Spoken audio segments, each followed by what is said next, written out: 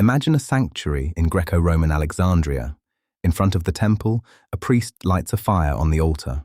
Smoke rises toward the sky, and a moment later, the huge stone doors begin to open by themselves. To the people watching, this probably looks like a miracle. The temple seems to respond to the sacrifice. But behind this apparent magic, there is no God moving the doors. There is a hidden mechanism. And behind that mechanism stands one of the most remarkable engineers of the ancient world. His name is Heron of Alexandria.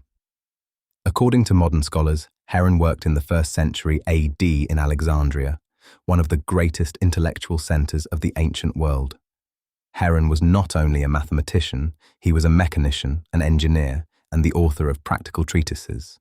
In his world, abstract geometry was not separate from craft. It could help measure land, build instruments, move water, control air, and create machines that seemed almost alive.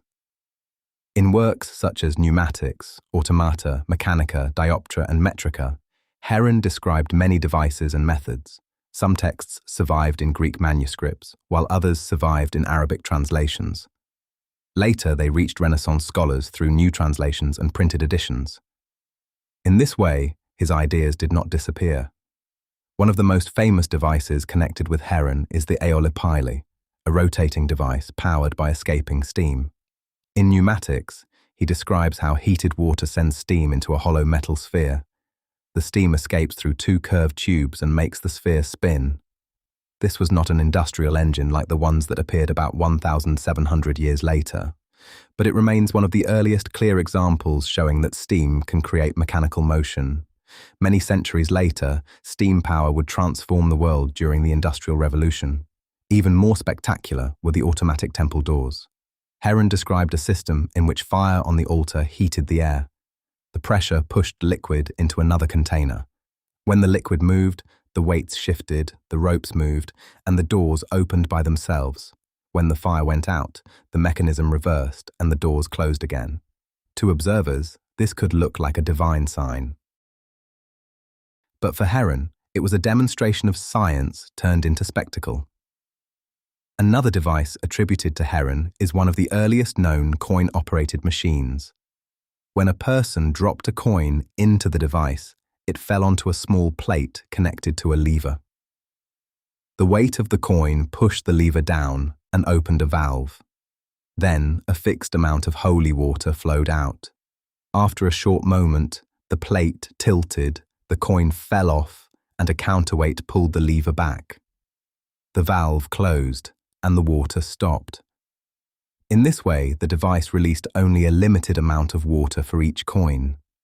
Heron also devoted a separate treatise to the dioptra, a measuring instrument used in construction and land surveying. The dioptra was placed on a stand and had a sighting device. With it, a person could aim at a distant point, such as a hill, wall, tower, or boundary marker. Using marked scales and geometry, people could calculate heights, distances, and directions.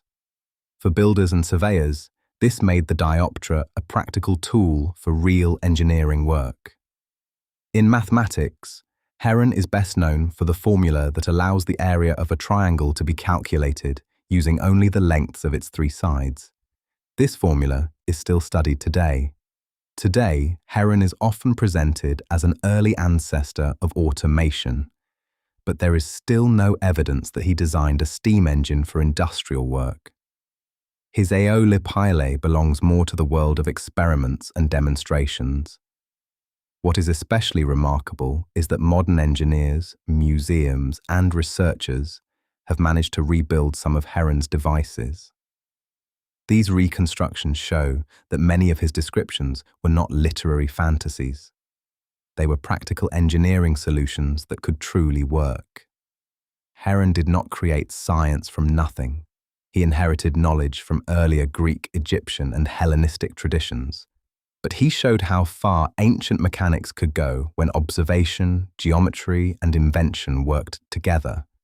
And that is why, almost 2,000 years later, his machines still seem extraordinary, not because they are magic, but because they prove that even in the ancient world, human curiosity could turn invisible forces into moving machines.